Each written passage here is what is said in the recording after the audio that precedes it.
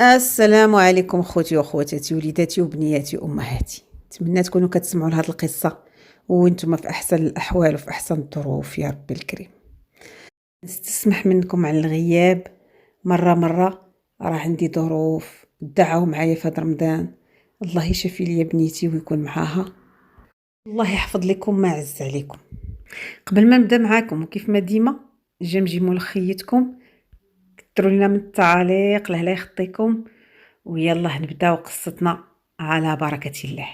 واللي غادي نستفتحوها بقول الرسول صلى الله عليه وسلم: اتق دعوة المظلوم فإنها ليس بينها وبين الله حجاب. أنا سميتي الزيدانية، كنت كنتمي لواحد الأسرة اللي بسيطة. تزوجت واحد الزواج تقليدي. هاد السيد اللي ولا هو راجلي كان من أطيب خلق الله، وحتى دارهم ما كنا كنسمعوا عليهم غير الخير، من غير واحد خوه الكبير هو اللي الله يستر والله ينجينا وينجيكم، كان خارج ليهم من الجن. كان الله يستر معروف عليه مشرمال وسكيري وكاع جميع البلا في هذا السيد هذا. المهم انا مني تزوجت ومشيت سكنت في ديك العائله، هاد خوه هذا انا عمرني ما شفتو ولا عرفتو. وهذيك الوقيته فاش مشيت لديك العائله كان محكوم عليه ب10 سنين، دوز منها 4 سنين وباقي ليه 6 سنين وحده اخرى. المهم كنت عايشه انا ديك الوقيته مع عدوزتي وشيخي ولوستي. واخا كنا ساكنين في دار وحده كنا مفارقين في السكنه. راجلي كان باني واحد البيت وواحد الصالون وكويزينه وحاشاكم حمام في السطح. كنا عايشين الحمد لله بما يرضي الله. عمرني مشت لا من شيخي ولا من عدوسي ولا حتى من لوستي شي حاجه اللي تضرني في خاطري ولا تخسر ليا خاطري. بالعكس كانوا كيحماقوا عليا وحتى حاجه ما كتكون في ديك الدار من غير المشاوره ديالي. المهم كنت كنحس براسي راني عايشه في وسط من دارنا وعائلتي. وما نقولش لكم على المعامله ديال راجلي، ما نبغيه لاي وحده واخا كنا على قد الحال، ولكن مسكين كان ديما كيقلب لي على الراحه ديالي وديما كيبغي يفرحني. ربي سهل عليا مني حملت غادي نحمل بتويميين وليد وبنيه. المهم تفكيت على خير وبخير وكانت واحد الفرحه كبيره في دارنا. دازت تقريبا واحد 2 عام باش ولدت. راجلي صحته ولات كتدهور، كانت ولات فيه واحد السعله خايبه. عيات عدوزتي بدواء العراب وبالسيرويات والو ديك السعله ولا بغات تحيد منه، حيت مسكين كان خدام في واحد البلاصه شويه صعيبه، كيخدم في الصهد ومني كيخرج كيصمكو البرد. وهاد الخدمه هادي كان خدام فيها سنين وسنين، كلا مسكين الدق. المهم راجلي مسكين ولا كيضعاف، ما بقاش كيقدر يتنفس وحالته ما بقاتش هي هذيك. صافي ديك الساعه قلت له شوف الراجل، هادشي راه ما معاهش اللعب الا الصحه، يلا اخويا نمشيو نشوفوا شنو هادشي هذا. راه ما خلينا ما جربنا من الدوايات. مني مشينا لعند الطبيب تما فين غادي نتصدموا. راجلي من بعد الفحوصات غادي يكتشفوا انه عنده سرطان في الريه. بقى مسكين كيعاني، ولكن راجلي مسكين ما استحملش وتوفى من بعد 5 سنين ديال العشره. لوسي ديك الوقيته كان دوز في الحبس 9 سنين، وبسبب واحد العفو ملكي غادي يخرج. مني غادي يخرج غيلقاني انا باقا شاده حق الله على راجلي. اش غنقول لكم، مني شفتو غير الشوفه فيه كتخلع. الراجل كله واشم، كله مسيكاتريسي، واخا تبارك الله راه بعقلو كبير وراسو شايب، ولكن داك الشيء الله يستر اللي فيه فيس. خرج الله يستر وهو على نفس الحاله، يعني هذاك السجن ما بدل فيه حتى حاجه. فاسق، واحد السكير، واحد العقل ديال الوالدين، ما كيحترم الصغير، ما يحترم الكبير، ما يحترم الجيران، ما يحترم العائله. المهم اش غنقول لكم، راه كانت صدمتي صدمه اول مره غادي نشوفه. راه غير الصوره ديالو كتخلعك وتشوك لك لحمك. المهم السيد مني جا ولقى خوه تزوج ما تسرطاتش ليه وحيح عليهم بالمزيان. قال لهم خويا وقفتوا معاه وزوجتوه وانا حار مني، دابا تنوضوا حتى انا تجيبوا لي مرا. عياو مساكن ما خلاو فين دارو، الدار اللي دقوا فيها كيرفضوه، حتى عائله ما قبلاتوش، وكلهم كانوا كيتاسفوا وكيقولوا لوالديه بغينا نتناسبوا معكم ولكن مع هذا الدري هذا لا. المهم كيف ما العاده وكيف ما قلت لكم انا بقيت على العاده ديالي كيف ما كان راجلي، واخا كنا فارقين السكنه كنا مشاركين المونه، وداك الشيء اللي بقيت عليه على نفس السيستم. كنفطروا ونتغداو ونتعشاو كاملين مجموعين عند عدوزتي. السيد شويه بشويه ما بقاش كيحترمني، ولا مره كيتحرش بيا، مره يغمزني، مره يدير شي حركات، وانا كنت كنشوف داكشي وكنقول عاد بالله مش الراجل ياك ما غير كيتخيل ليا، ياك ما غير كيتهيأ ليا. حتى السيد شويه بشويه ولا كيتمادى، حتى ولا داكشي بالعيان والبيان. حتى لواحد النهار كنت ناعسه ما بيا ما عليا مع وليداتي في الصالون، حيت من نهار مات راجلي وليت شاركه معاهم داك الصويلي تما فين كنعسو. ما عرفتش منين دخل عليا، حتى نحس بشي حد كينغزني، نط ما نقولش لكم طايره قافزه من بلاصتي. كي حليت عينيا كيبان ليا السيد هاز عليا موس وحاطو ليا على عنقي وكيقول لي الا هضرتي غادي نبدا بولادك ونكمل بك. هذيك الوقيته انا راني باقا شاده حق الله، كنبكي وكنطلب فيه ونزوق فيه وانا قاطعه الحس. شدني وقال لي غتخرجي غادي نمشيو للبيت الاخر، وفعلا جنجرني وانا ما قاداش نهضر لا ولادي يفيقوا ويولي ذبحهم ليا. المهم السيد جرني للبيت الاخر، كنطيح لي على رجلي وكنبوسهم ليه وكنقول ليه ها العار انا مزوقه فيك، ها العار في وجه خوك. يقول لي شوفي غادي تسكتي ولا قال لي غادي اليوم نعيد عليك. انا راه ما عنديش قصر في الحبس، راه الحبس حسن ليا من وجوهكم. غادي تحيدي حوايجك ولا ما غادي يعجبك حال. عييت ما نبكي، عييت ما نطلب فيه. صافي تما السيد جعر بدا كيطرش فيا. اش غنقول لكم طريشه ولا طريشه وانا ما قاداش نغوت ولا نهضر، وكملها عليا بالطبواط لدرجه انني طحت وبدا كيشتف عليا. ما رحمنيش السيد، وحش فوق من راسي. اش غنقول لكم خفت على وليداتي واستسلمت ليه خوفا على وليداتي. كيف قضى الغرض ديالو قال لي شوفي راه والله وتحلي فمك ويسق شي حد هاد الاخبار هادشي اللي وقع بيني وبينك، يا حتى واحد من ولادك ولا بجوج غيمشيو في رمشة عين، وكوني اكيده ان هادشي غادي يوقع، وقبل ما نذبحهم غادي نغتصبهم. اش غنقول لكم انا كنترعد كلي، خفت على وليداتي. الكبده صعيبه وحاره خواتاتي، لا يطيح شي وحده هادشي اللي طحت فيه. سكت وكويتها في قلبي. صافي من ذاك النهار قررت انني عمرني مازال ما نبات في داري الفوق، غادي نرجع نبات عند عدوزتي.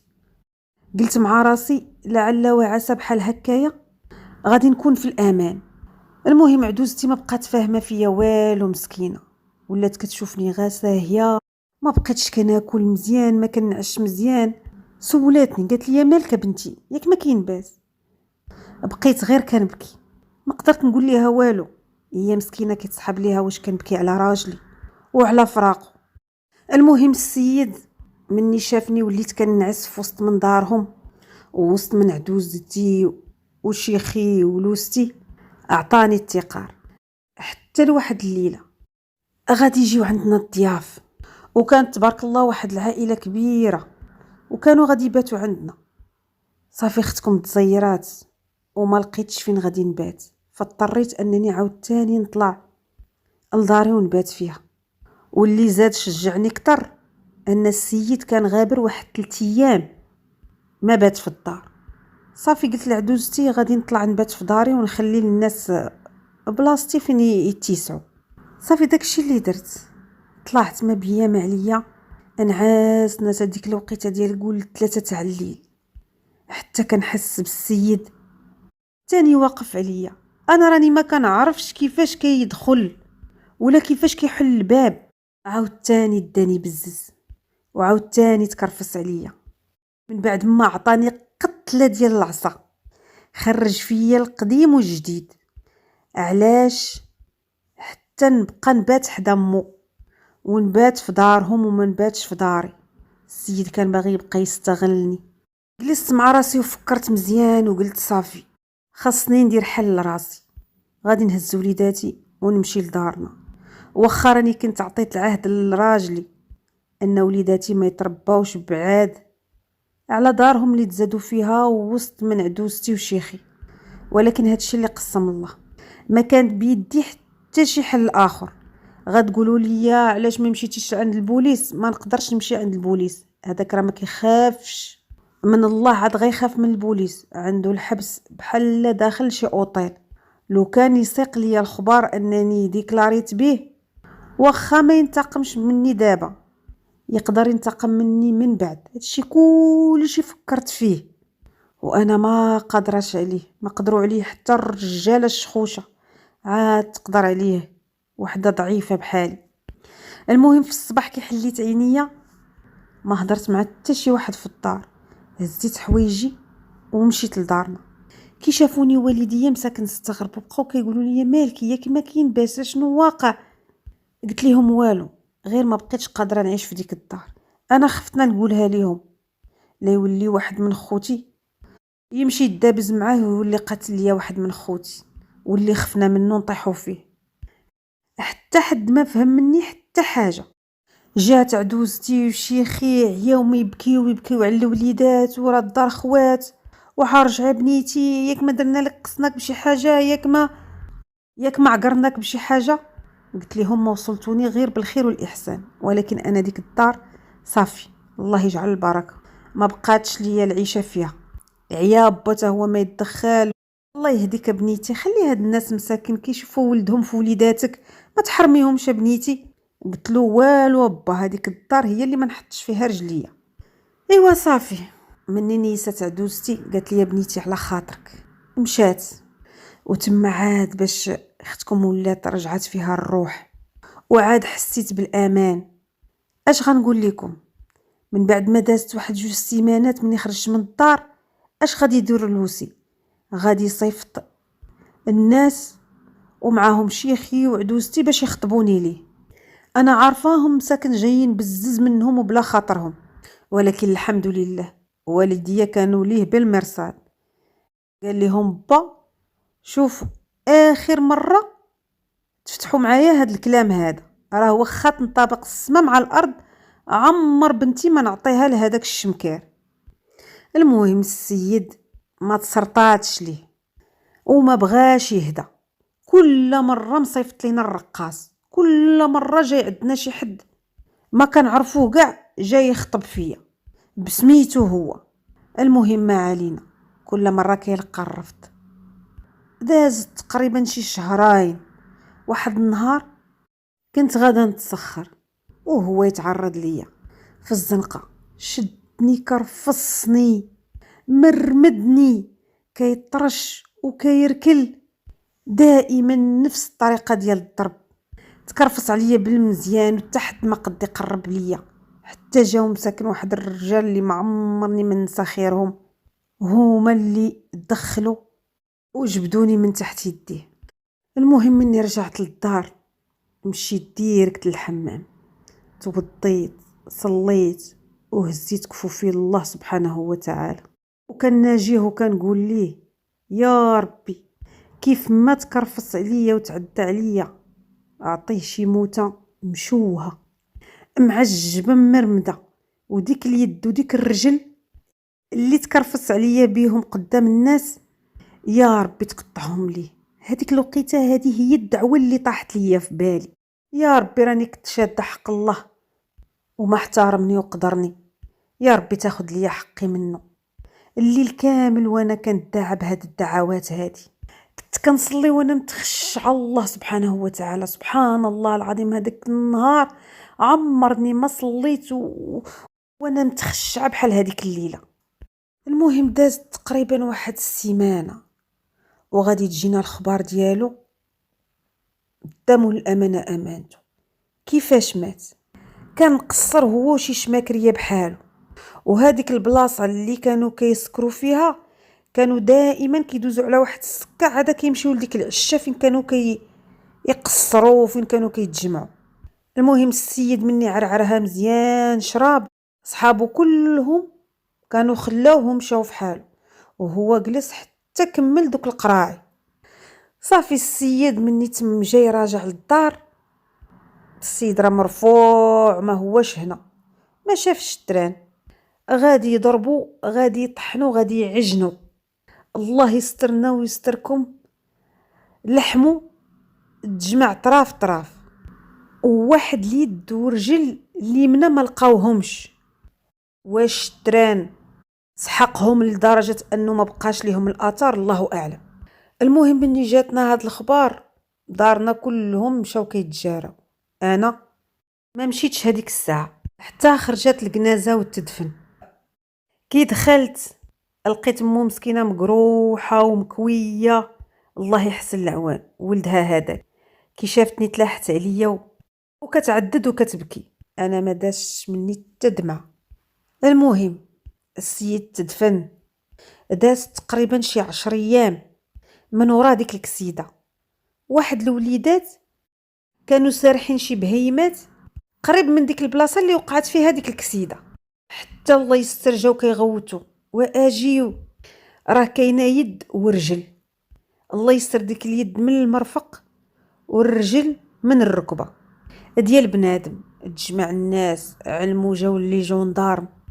المهم جات على القايد ديال ديك المنطقه، مني جاو يشوفوا لقاو ان داك الرجل وداك اليد ديال ديك الجثه اللي لقاو ناقصه، لان في المحضر اللي تقيد في المقتل ديالو انه ناقصه منه رجل ويد. الله يستر لقاوهم كلهم تعفنوا مدودين. زعما الناس كيعاودوا واحد المنظر، الله ينجينا وينجيكم. وتفكرت تما دعوتي اللي دعيتها على يدو وعلى رجليه اللي ضربوني وتعداو عليا، ماشي مره ماشي جوج، وانا شاده حق الله. هذيك الساعه انا عاد برت شي شويه. المهم بقيت جالسه مع عدوزتي ديك الوقيته ديال العزو، ودرت معاهم يديا والواجب حتى خوات الدار. صافي مني ما بقاوش كيجيو العزايه، بغيت نرجع لدارنا. تما طاحت عدوزتي كتبكي وكتبوس ليا في راسي وكتقول لي ها العرب نيتي لا ما بقى يمو نسانا انتي ولا وليداتك، راه ما نقولش لك الدار بلا بكم كيفاش كانت. صافي كبرت ودرت بوجهها، بغيتش انا نحرمها من ولاد ولدها. السيده ما شفت منها على الخير، ما عمرها ما عقراتني ولا جرحاتني. صافي بقيت جالسه معاهم، ولكن اخوتي اش غنقول لكم، ما بقيتش مرتاحه في نفسيتي وما بقيتش كنعس بحالي بحال الناس. كل ليله كيوقف عليا لوسي، الله يستر كنشوفو شاعله فيه العافيه ودايرين بيه شي ناس، وهو كل ليله كيقول لي عافاك سمحي لي سمحي لي الزيدانيه، راني كنتعذب راني كنتحرق. وهادوك الناس اللي كانوا دايرين بيه واخا ما كيبانوش ليا في وجههم كانوا كيقولوا ليه هذا هو عقابك وهذا هو عقاب المتعدي. اش غنقول لكم، حياتي ما بقات حياه. كل ليله وانا هاد الشيء كاتماه في قلبي حتى لواحد النهار كنا جالسين كنفطروا كيف ما العاده، حتى جات اختو وهي تقول لينا راني حلمت بخويا وراه كيقول لي قولوا للزيدانيه تسمح لي. عدوزتي تشوكات وتلفتات فيا، قالت لي بنيتي ياك ما واصلك بشي حاجه. انا سكت وحضرت عينيا وقلت لها ما بيني وبينه والو.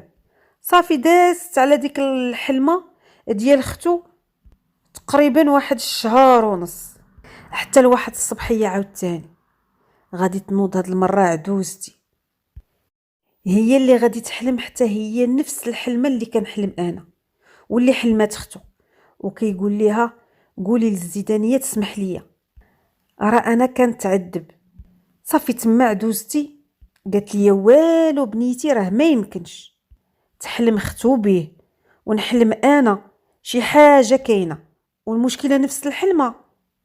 راه ولدي ما مرتاحش في قبره، والو غتقولي لي اشنو اللي بينك وبينه، اش واقع؟ صافي ديك الساعه انا ما قدرتش نصبر ونفاجرت. قلت لها راه ديك الحلمه اللي كتحلمي بها انتي حتى انا راني معذباني وكنحلم بها يوميا. راه ها شنو اللي دار ليا وها شنو اللي دار ليا وها شنو اللي دار ليا. عدوزتي مني سمعت داك الشي بقات غير كتبكي وكتضرب في جنابها. اويلي هادشي كلشي واقع وحنا ما جايبين خبار.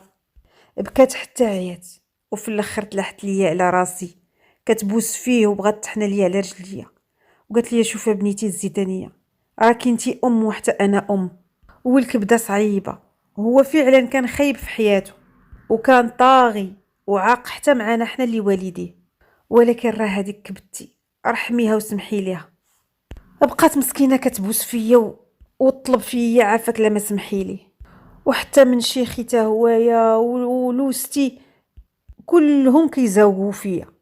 راه ربي خدالك العقاب ديالك، عافاك الا ما سمحي ليه والله يجيب من يسمح لينا. صافي ديك الساعه قلت اعوذ بالله من الشيطان الرجيم، الله سبحانه وتعالى وكيسمح لينا، شكون انا في منك الله اللي ما نسامحش. وسمحت ليه، ومن هذيك الليله ما بقاش وقف عليا. انا اليوم تقسمت معكم قصتي باش تكون عبره لبزاف ديال الناس اللي كيظلموا واللي كيتعداو. بغيت غير نقول لكم اذا دعتك قدرتك على ظلم الناس فتذكر قدرة الله عليك. حتى لهنا سالت قصتنا، والى اللقاء في قصة قادمة ان شاء الله.